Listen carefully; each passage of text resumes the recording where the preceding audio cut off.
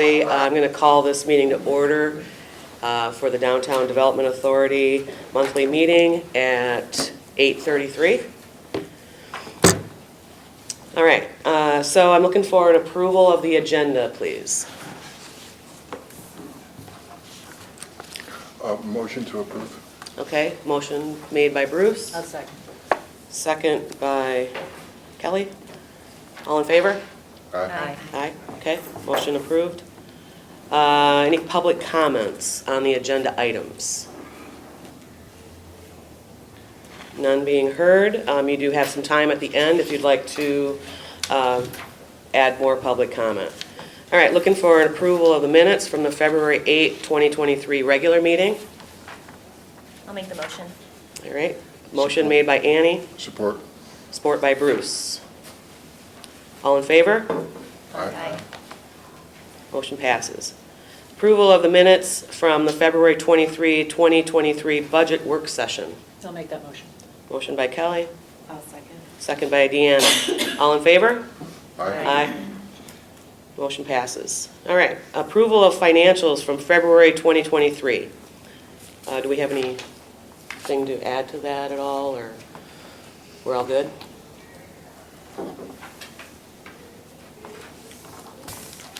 Oh, my apologies. Yeah, everything is fine here. Okay. Is there anything we need to add? Everything that you see on the unpaid bill report, you add what you see. All right, perfect, thank you. So I'm looking for an approval of financials from February 2023. I'll make that motion. Motion by Bruce. Any support? Support by Support. Annie? Annie. All in favor? Aye. Aye. Motion passes. Do I go to the approval of the expenses? No. Okay, so it's approval of the, okay. I just want to apologize for everybody, I'm standing in for the chair, so. All right. Next item, agenda item is presentation by the Executive Director of the Manistee County Visitors Bureau, Sammy Lukashevich. Nicely done. To be fair, I cheated. And I asked someone to help me. Thanks for inviting me today. I really appreciate the opportunity. I'm going to give you 2021 numbers. I'm not going to have 2022 until April. And I'll come back with a much more comprehensive look at where we are with economic impact of tourism. But it's on the entire county, not just on Manistee and not just in the downtown area. I think everybody should have had this in their packet. I went to Lansing last week to meet with legislators, so we whipped out just a quick one-sheeter to give everybody. So expect me back in April with a much bigger deck to show everybody. But essentially, we had about 640,000 visitors come through the county in 2021. We anticipate that those numbers are going to go up for 2022. Remember, we're a year behind getting the data from the state of Michigan. And how we calculated these numbers is we've got a tool at the CVB where we geofenced the county. And we can tell if you live and your cell phone resides 50 miles outside of the county every night. If you come into our county from 50 miles away, we consider you a day tripper or an overnighter.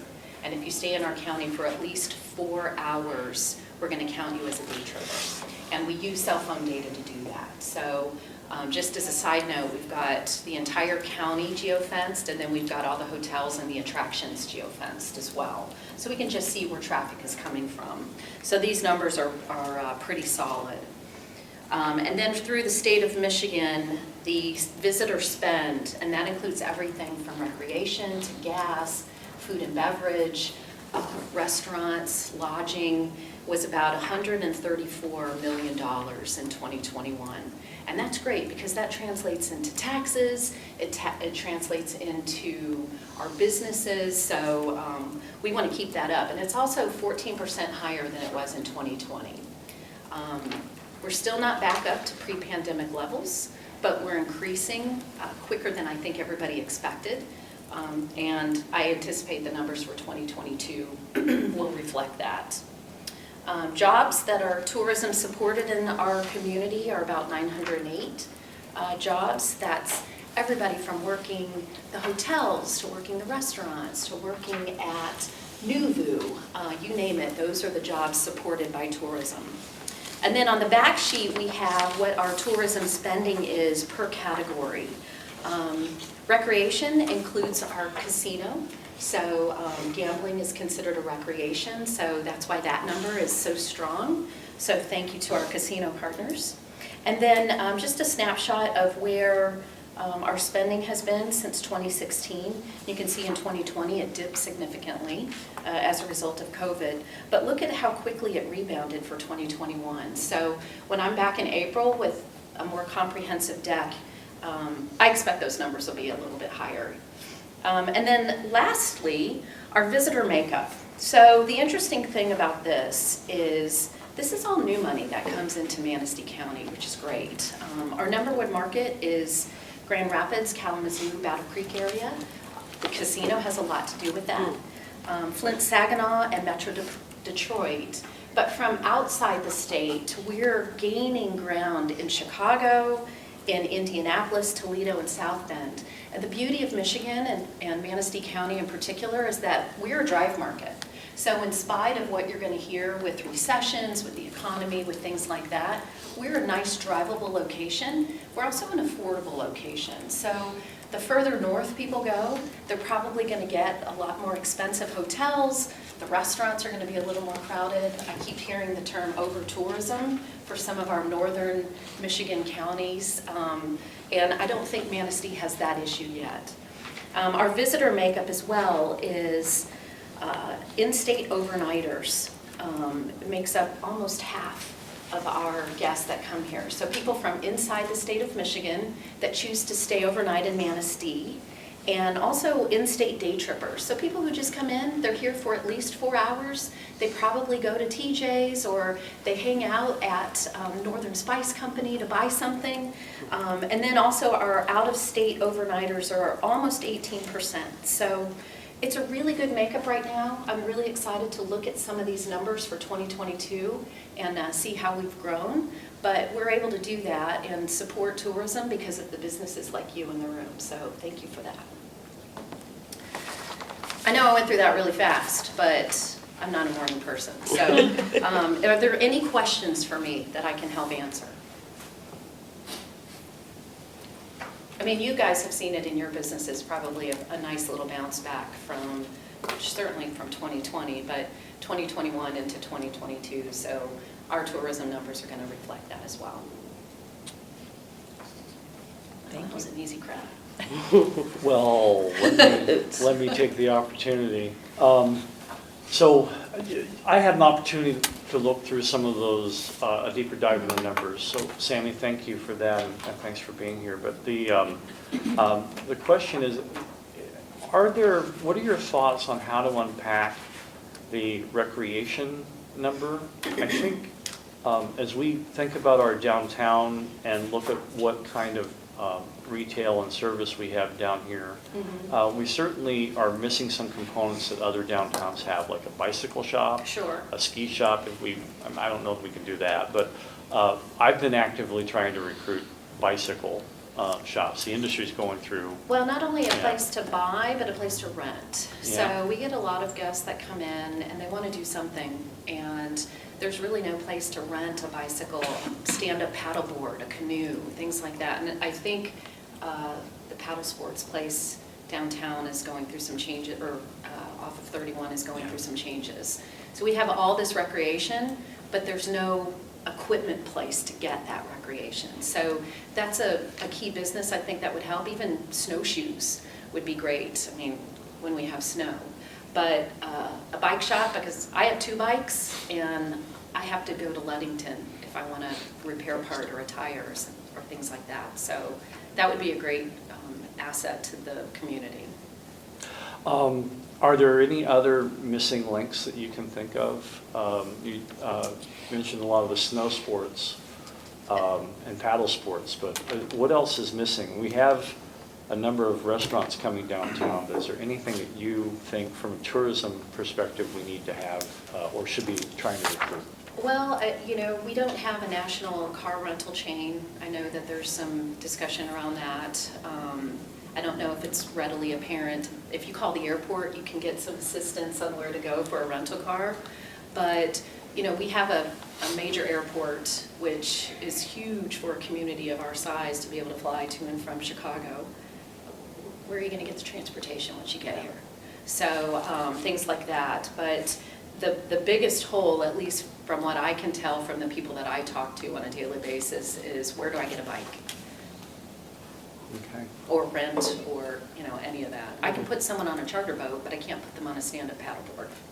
And we have this beautiful river that they can paddleboard in. Yeah. I mean, even, I know we've got a lot of tackle places too that people can go to if they want to fish, but bikes, snowshoes, cross-country skis, I mean, all of that would be great. I ski, and I have to go to Crystal Mountain or North or Cadillac in order to have my skis tuned, so. Oh, thank you very much. That Thank was you. very interesting. Appreciate it. Thank you. Okay, next agenda item is the executive report. Mark?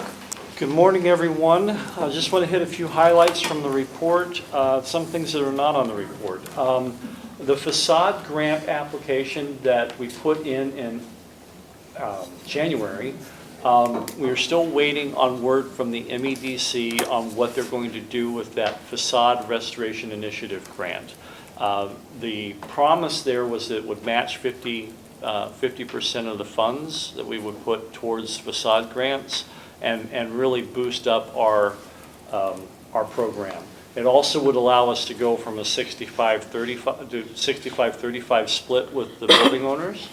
And I thought that was something that would have been very promising. I've reached out to MEDC several times. I don't have any feedback yet, and so I think that the program's probably in bureaucratic limbo. So we'll just have to keep trying. But it should not affect our budget submission. Either way, we'll have more than or at the same level that we've had in the past. So your priorities for facade restoration and grants will continue to be very high. But we'll see if we can leverage more dollars from the state on this at some point. The next point I have is in having some conversations about finances. I had a meeting with CFO Ed Bradford about a board that he sits on. The state has an authorized fund for municipalities, school districts, and for entities like the DDA that would take funds and place them in investment opportunities like money market.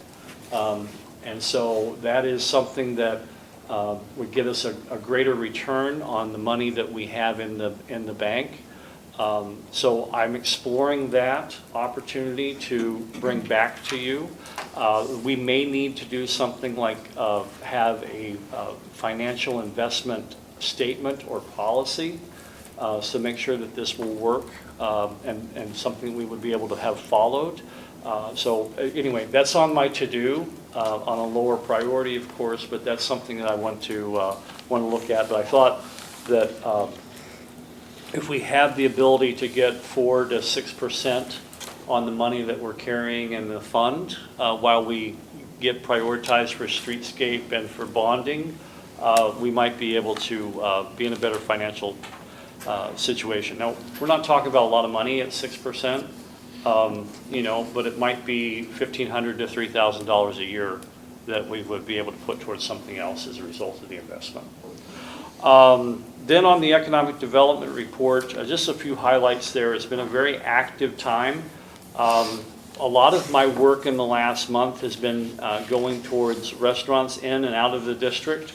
The Outsider is the next opportunity, but the same developer that is working towards the Music Vault location at 348 River Street, the Emerald Cove Hotel, has picked up 457 River Street and will have a restaurant open this summer. HDC approved their plan last week. I participated in that meeting, and And so those plans are moving forward. Demolition and construction will start this week, if not the beginning of next week. So a lot of interior work. Important to note for us, the outside parking lot will be transformed from parking spaces. It's a private parking lot. Will be transformed into an outdoor dining space for 61 spaces. So it'll be a hangout that will be able to have a lot of outdoor dining right next to the marina and right next to 2 small city pocket parks. So we're excited about that, but that was a lot of work in the last month. Also, Northern Hotel is still a project that's moving forward. So I spoke to the developer there a couple of times. What's been the issue with that is that construction costs have been very high, and he wants to have long-term housing to put housing into our downtown. That is a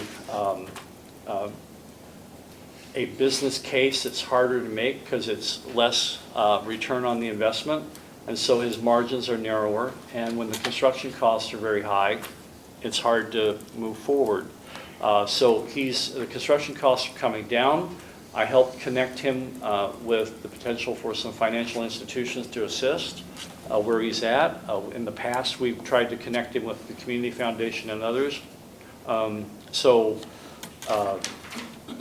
think we're going to continue to work with him and see if we can get that priority site off the ground.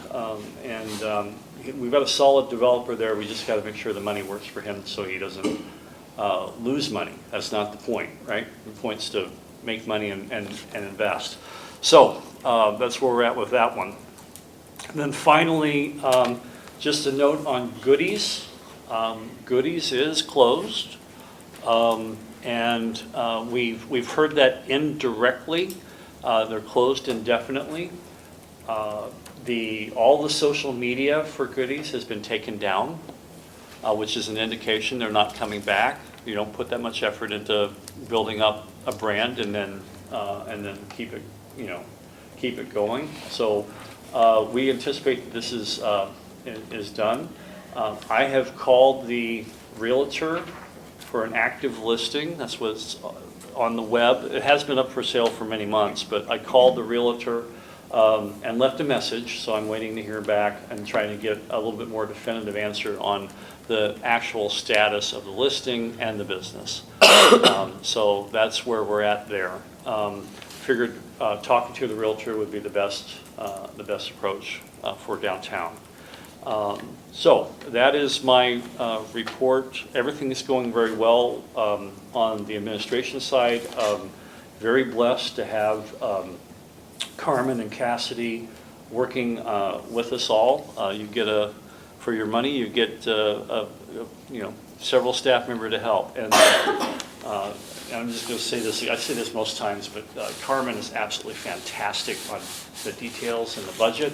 And I'm grateful that she's here today to help. Any questions? Okay. Okay, thank you. Thank you, Mark. Next agenda item is reports from ad hoc committees, streetscape plan. I will take that very briefly. So I have been in touch and working with the vendor. One of the questions that has come up is the need for survey work. And so you approved $118,000 worth of work that did not include survey work. They were coming back to ask if they can add on another plan. I have indicated to them that we have city LiDAR material that can go to them. And so I'm working out with Spicer Group and the city, but Spicer Group's my main point of contact here, to try to get suitable information to pass along and then smooth that over with the vendor because he'll have to do some extra work for that. So that's where I'm at with the streetscape plan, but if we can get that ironed out, I think they'll get started very quickly on reaching out to stakeholders with the stakeholder engagement. So that's where we're at with that one. Okay, thank you. District businesses, Deanna? Thank you. Sorry. So I have streetscape on here, just at the merchants downtown keep hearing the word streetscape, but it hasn't been defined really to them, like they don't know what to expect. And so as some of this hits the paper, the word streetscape, people, we're getting asked about what is the streetscape going to entail? Might be a little premature now, but can we just put it on the radar that when it is more defined, that somebody comes to the merchant meeting, the Tuesday morning merchant meeting, to kind of define that in the near future? I think I can put off enough businesses to say, it's coming.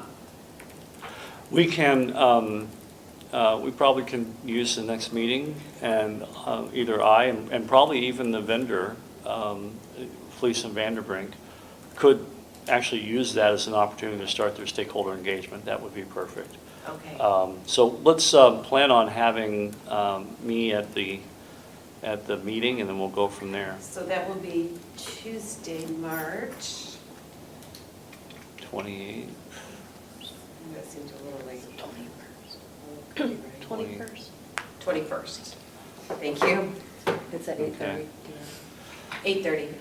And we're going to continue to do the hybrid in-person.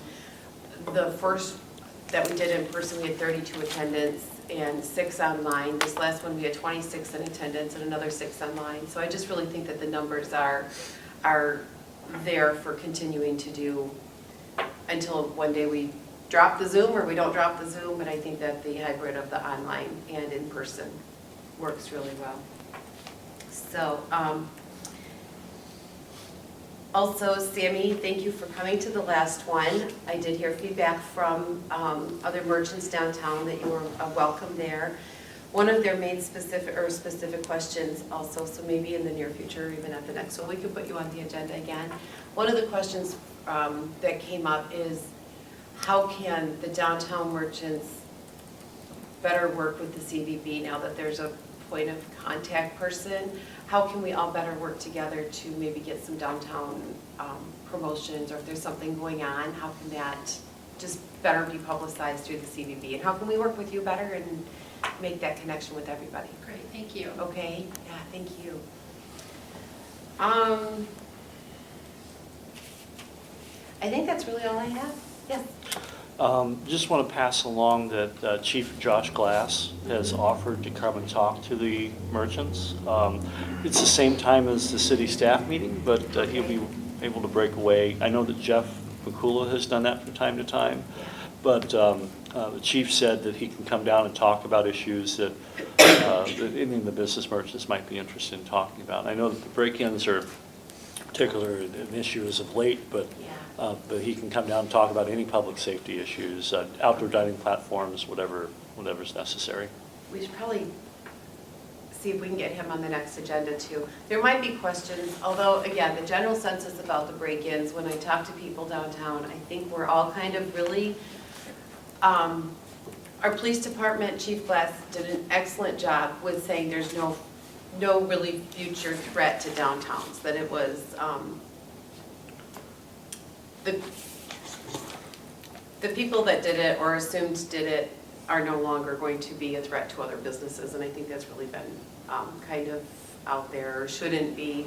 Hopefully there's not followers, there's always people that might be curious, but I just want to say that I think our police department and the authorities that took care of it really did a good job with kind of squashing that fear within the downtown business community. So, but I think it would be good to have them there, Mark. Thank you. All set? I am all set. All right, thank you, Deanna. Beautification, Kelly? Yeah, I just wanted to let everybody know that the soliciting for funding for the Marina project is going really well. We just had a really generous donation from Ed Kriskowitz of $1,000, and he also donated a $1,000 gas grill. So it's moving right along, and I will continue to see if there's more funding out there.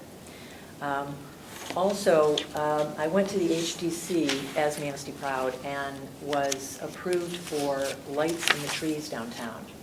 So we received a generous donation from the Filer Credit Union that we are going to purchase lights with and start putting those in the trees downtown. So Awesome. that's it for now. Cool. Thank you, Kelly. Yep. I have one question for Kelly, if I may. Of course.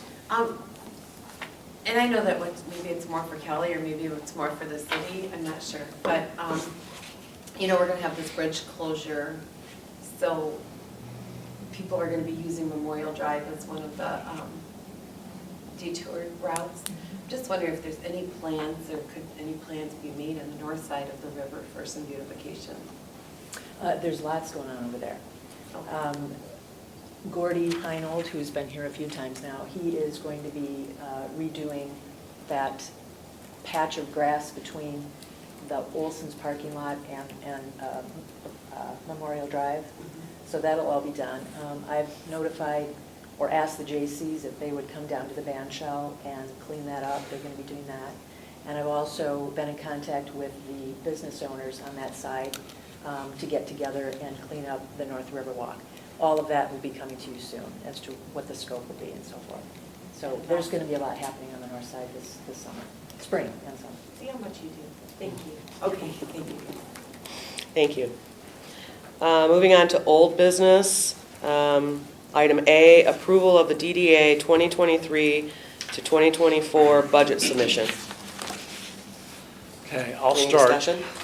I'll start with this one. So, thank you everyone who participated in the meeting that we had a couple weeks ago on the work session. I think you all have had a chance to look this over fairly well, and we followed your direction at the last meeting by having two budget options to discuss for today. And it all revolves around the service agreement and what you would do with the funding there in that line item. So the two budgets have a 0 line item and a 65,000 line item. If we were to zero out the service agreement, we would then spend the money on the facade grant, downtown decorations, and design projects, and be able to have an impact on the downtown there. So those are the discussion points. I think everything else is fairly ironed out, but just wanted to set it up for discussion and questions, which Carmen can answer. So there. Does anybody have any questions or want to discuss anything? Are there any, so downtown, it looks like DDA design projects, the budget A is going up to 50,000. I guess, has that been decided what that is, or?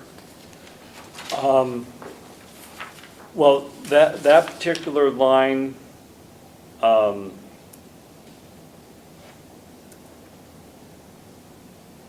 yeah, so we have not decided on that. We thought that if the budget submission were approved, we would get started this spring on how to spend, and then the board itself would be able to come up with ideas for that spending. It could be, you know, more lighting for the river walk alleyways. There could be more planters or benches, or it could be whatever you decide. Right, could I just stick something in here?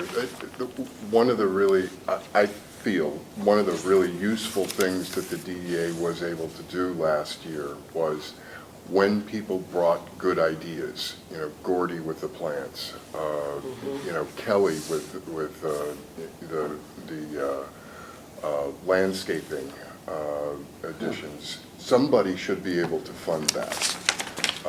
And I found it to be one of the most useful things that the DDA could do. That's, and so the discussion around increasing that number came from that origin. So if people bring, you know, with the appropriate documentation, and after the budget process that we go through in the DDA, if it's approved, now there's money in the budget to actually fund those things. So, That's, yeah, Yes, sums it up. that sounds good. And I did have a conversation with Kyle about it, so I think Friday I received the possibility of getting rid of the service agreement. I got to look at some old ones. It looks like back to 2006, there's been a service agreement, more itemized about what exactly is being provided. So my understanding was it became more flexible. I understand that if the DDA is not happy with the way it's going, there is a termination clause about June 30th with a 180-day notice, so I think it would have to still, city council would have to decide on that. But I will abstain from voting on this, given I think a conflict of interest representing the city. But I think one thing, the implications of this, like who's going to do the watering, I hope you guys, I mean, is this going to be contracted out, or some of those things, like just like more trash pickup, weeding, things like that. So I guess I haven't had a full time to kind of put together all the things, and I think we use this for some part-time staff from talking with Jeff, so I think we'll have to have that discussion at some point, depending on, it looks like we have two budgets to look at.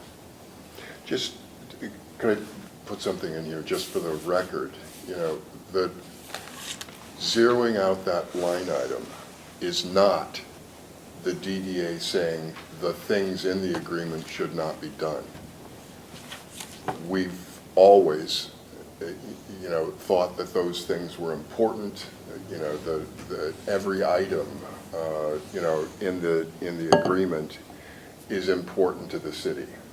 The point is that, you know, having the DDA fund those things is not the most appropriate use of the DDA funds.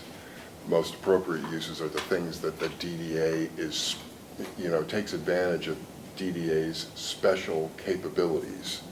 You know, the items in those maintenance agreements can disappear into the rest of the DPW's budget, and it's consistent with their mission. So we're not suggesting that those things not be done. We're saying that there's a more appropriate use for the DDA's funding mechanisms. So.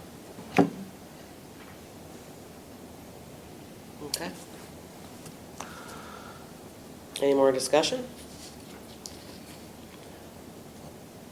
So are we voting on budget A or budget B?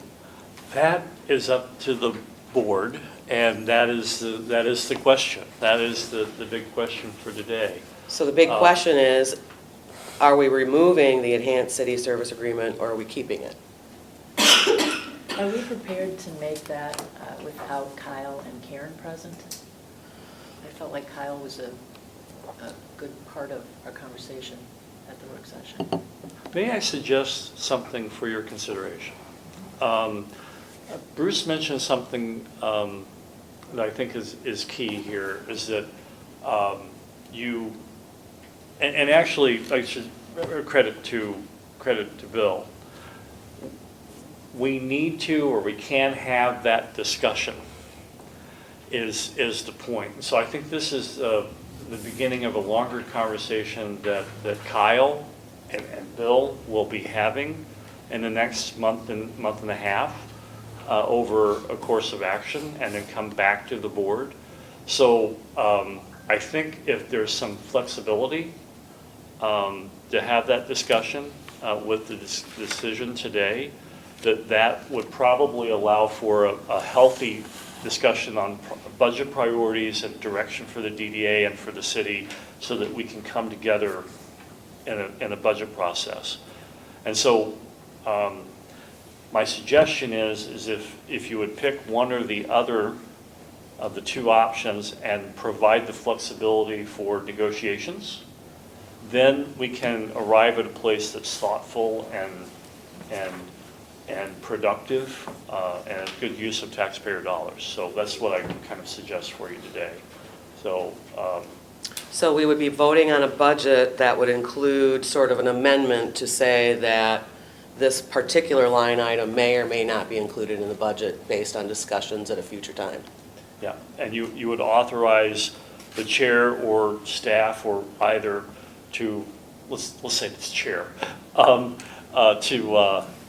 negotiate on finer details between those points. The rest of the budget is going to be locked in, right? It's just on those points that are highlighted and shaded in the budget. You know, I wasn't at the budget meeting. I wasn't able to make it. And, you know, I love the idea of having $35,000 more for the facade grant, $30,000 more for design projects, but I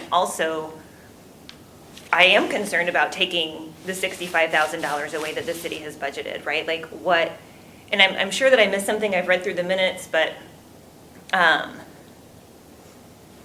I know that it's something that we've discussed for as long as I've been on the DDA, right? Like what is this agreement about, and what should our expectations be? But I really like the idea of having flexibility, Mark, because like I said, I feel a little bit concerned about saying, no, we're not going to give the city any of the $65,000 that they've counted on for the past so many years, right? So, moving forward, I guess I don't know which budget makes the most sense to approve with that need for flexibility, and maybe I'm the only one that feels that way. And again, maybe I'm sure that maybe I missed some of like the nuance of the discussion that isn't present in the minutes. So I'm happy to have those discussions as well, but I guess I just wanted to express some concern about saying, no, we're not going to give any money to the city without more detail in there about what those repercussions might be, listening to folks from the city, right? I kind of want to echo what you're saying, because, I mean, if future negotiations between the chair or the DDA and the city include not paying that $65,000, then it's just money not spent. Whereas if we pass the budget without the 65 in it, then there is no, I mean, how do we, that's my concern. Something I think we need to recognize in this decision also is that with the 65,000, since I've been on the DDA, it's been mentioned a few times that we have something that, of a checklist, that something that is measurable that we're getting for our $65,000. That hasn't been produced, it's been talked about being produced, but it hasn't. So what does our tax-paying dollars, every business down here pays taxes for garbage removal, snow removal. So what do those tax-paying dollars give you versus the $65,000? And I want to say all we've been asking for, I'm sure it is a difficult checklist to make, but that piece of paper that is a work in progress, that just assures, when do we powder coat flower boxes? Because if it's not on a checklist, it doesn't get done for 20 years, and then we're looking at, a few a year, they're broken, so what does taxpaying money get you? I don't own a building downtown, there's a lot of people who do. So what do those tax-paying monies get you versus what would come off of the table? And if we were to decide to move forward with a contract with the city, what is it going to take to get that accountability checklist? And I echo what she just said. I think a preventative maintenance schedule is, in fact, needed. We need to know what we're getting our money for, or what we're getting our money for. And a budget has to be passed today, right? We have to submit a proposed budget to the city. It might be a good negotiating tactic, and we're not out for blood on this. There's a lot of nuance. Thank you for using the word. I get accused of using too much nuance, just so you know. But I think if you start with the zeroing out the services budget with the flexibility for negotiations between Bill and Kyle, the chair, then we'll get to that point at some point in the next couple of weeks. But the budget submission to the city was tomorrow, so we have to put something in front of them. I think the best position for the DDA to continue this conversation would be Budget A, with the idea that you would then be in the range of Budget A and Budget B for negotiations. And I think that this discussion is really important, whether we start with 65 and go down from there, or whether we start with 0 and go up from there. This begins to clarify for the public. 65 was never the amount of money that it takes to maintain the Riverwalk, ever, right? everything in the service agreement costs way more than 65. The DDA was making a contribution. When that understanding gets foggy, it does a disservice because people then think that to get something done, you go and complain to the DDA. The DDA does not control the DPW. That's the city, right? It makes more sense in terms of accountability to have the city fund all the things on that maintenance agreement so that when there's an issue, you go to your councilman, you go to the city, not from there to the DDA, to the city, to the DPW. The DPW doesn't report to the DDA. And I think that, first clarifying, 65 is a contribution. It's not, this is how much it costs. And two, it has always been, the city council and the city has always been the best place to have discussions about what's appropriate and what's not. We can contribute to that conversation, but we try to fund the creation of river walks. We don't maintain them because we don't have the mission or the tools to do that ourselves. And I think that this starts, whether you start at 65 and go down or 0 and go up, I think this gets the conversation going in the right direction. And we do have an agreement, I've been here a year and a half, this is before I got here, and there's been agreement since 2006 about what the city provides in terms of services. It's been more itemized in the past, and I think it's a good point that Karen's not here, and she was involved quite a bit with that last negotiation of contract. If a contract's not working for one party, we have to address it. Now, there are some, there's that termination would be June 30th if there's 180 days notice given. I don't want to have an adversarial approach with the DDA. So I think we've had a great partnership. Ever since I've been here, I've been very involved with the streetscape RFP.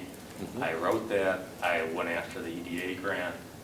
We secured that for the Riverwalk. So Kelly's been taking minutes. I understand now the chamber's doing more, but I just think that needs to be acknowledged as well. So I don't think, and I do think the DPW gets its fair share of complaints. I don't know that they're all coming to the DDA. I get quite a few myself. So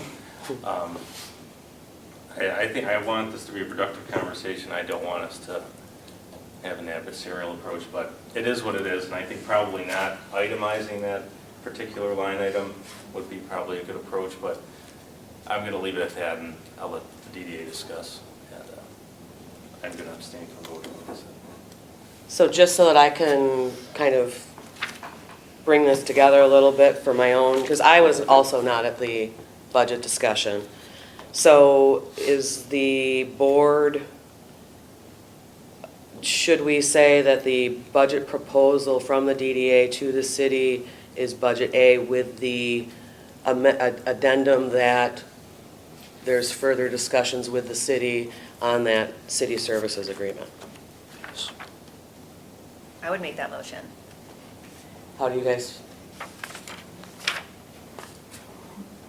Yeah, Okay. yeah.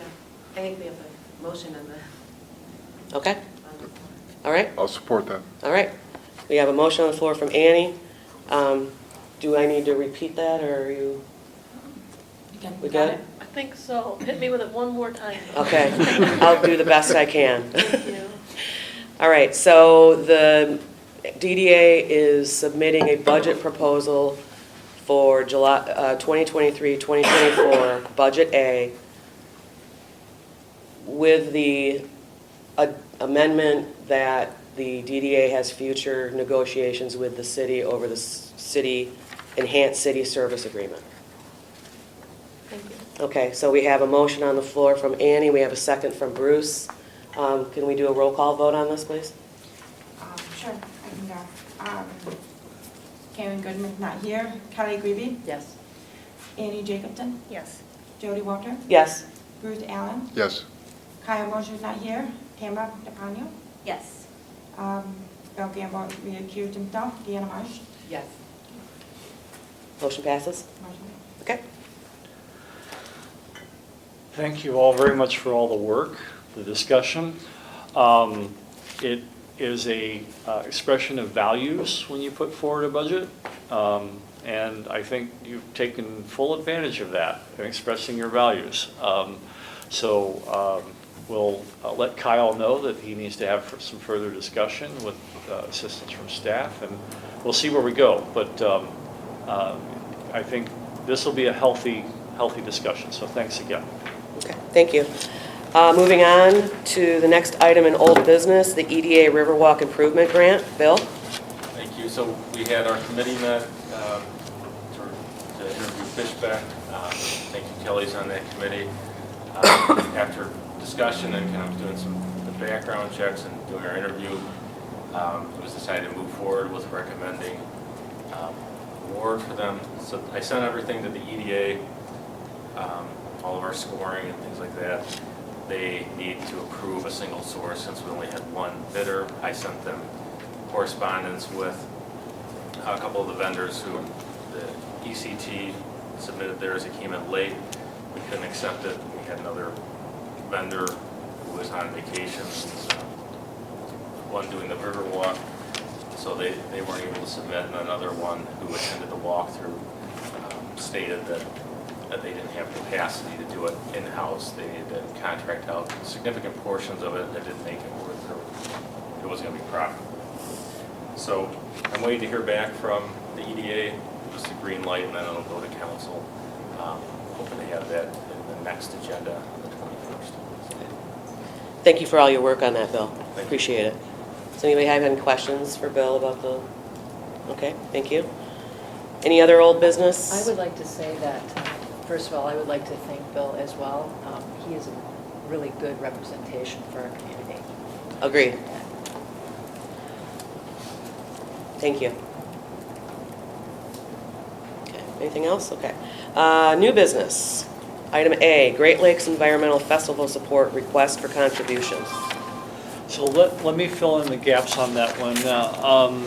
So I had a breakfast meeting Monday on this topic.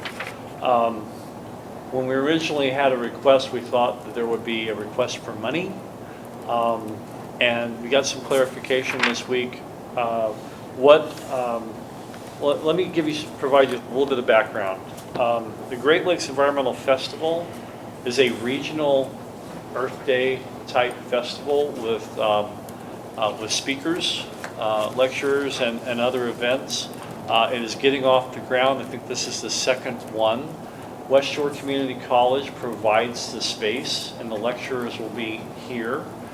And so the request is not to ask the DDA for money, but for support in hosting this in Manistee, which is a bit of a get. So having it in Manistee is important.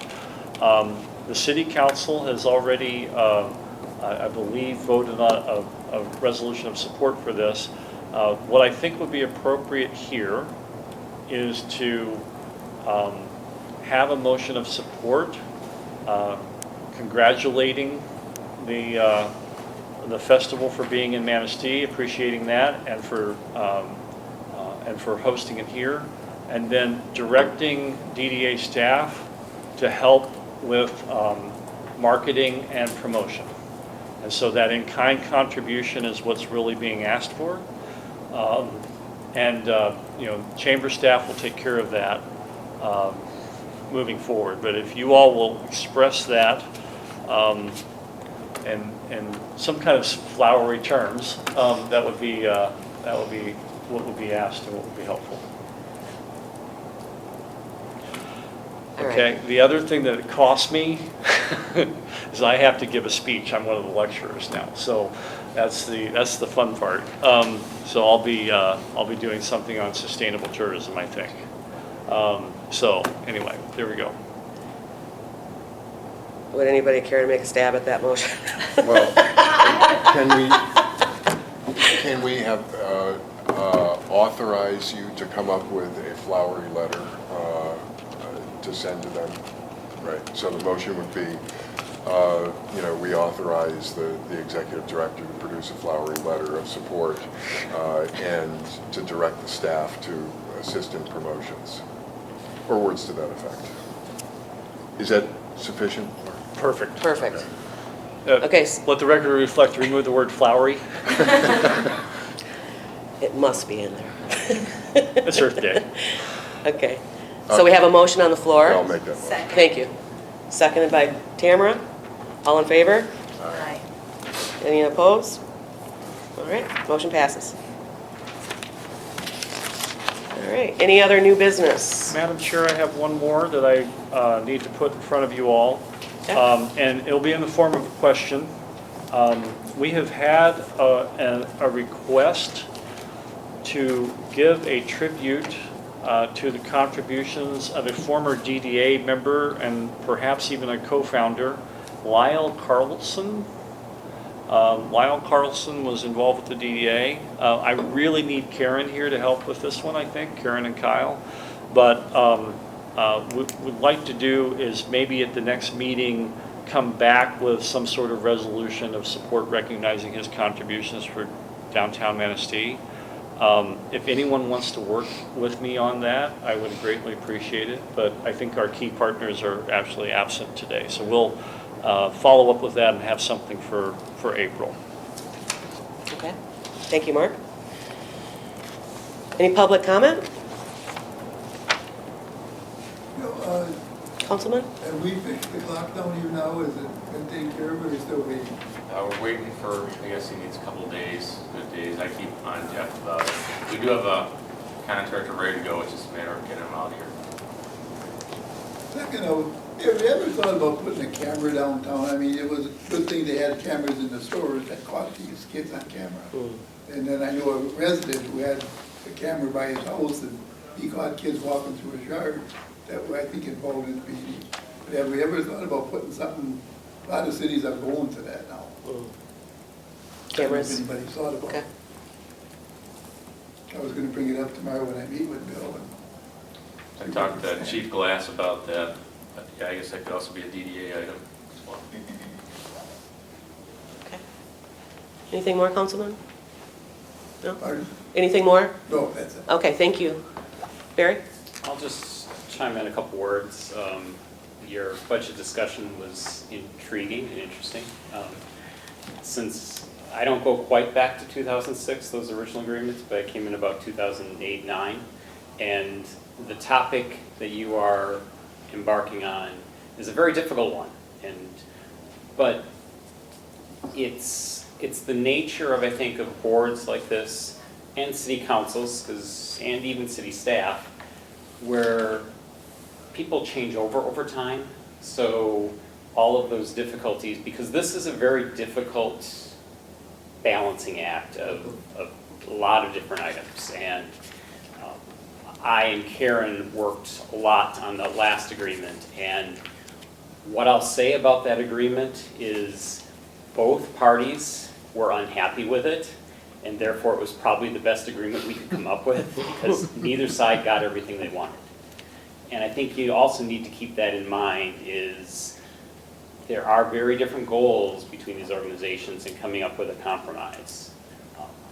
And I know there was a lot of discussions around itemized lists, and we intentionally went away from that in the last agreement because that always became then a contentious point of this didn't get done, and it was always a battle. We wanted to get rid of those battles and move on, and just here's money to contribute towards, as Bruce was describing, and let's move forward and get this behind us so that that isn't what the DDA ends up focusing too much of its time on, as was the case in the past.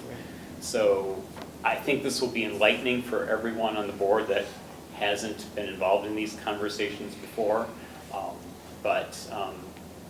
and it's very important, so good luck. Yeah. Thank you, Barry. Appreciate that. Appreciate your insight. Any other public comment? Any comment by the board members? I just wanted to thank the staff for all the work that they've done to make this budget process go as smoothly as possible. So, that's it. Thank you. I have a comment, actually. On last Friday, March 3rd, I made a phone call to Kyle, asking him how he felt about me tendering my resignation, and he and I had a great conversation. So I am officially, after careful consideration, I've decided to tender my resignation from this board, effective tomorrow, March 9. It has been an honor serving the city of Manistee, and I appreciate all the relationships that I've made with the members of the DDA and the city. I am proud to have been a member of a board in recent years that have been focused on improving Manistee. The passion and dedication to this end was inspirational. It was my hope over the past 6 months that I could make adequate time for the DDA and my job. Unfortunately, I'm no longer able to, and feel strongly that if I am incapable of making that commitment, then someone else with that dedication should have an opportunity to do so. I just want to thank you all for everything you've done for the city. It's been exciting to be part of a board that's been very forward-thinking, and that's awesome. And I also want to thank the Chamber, because I would have not ever done this without having been a participant of the Chamber Leadership Program. So, thank you for that. Thank you for your help. Thank you all. Best of luck for everything. I'm very proud of everything that you guys are working on, and I'm glad to have been a part of that and a supporter of that. Thank you. You will be missed. So unless anybody else has anything, I'm going to call the meeting at 9:29. Awesome. Thanks, guys. Have a good day.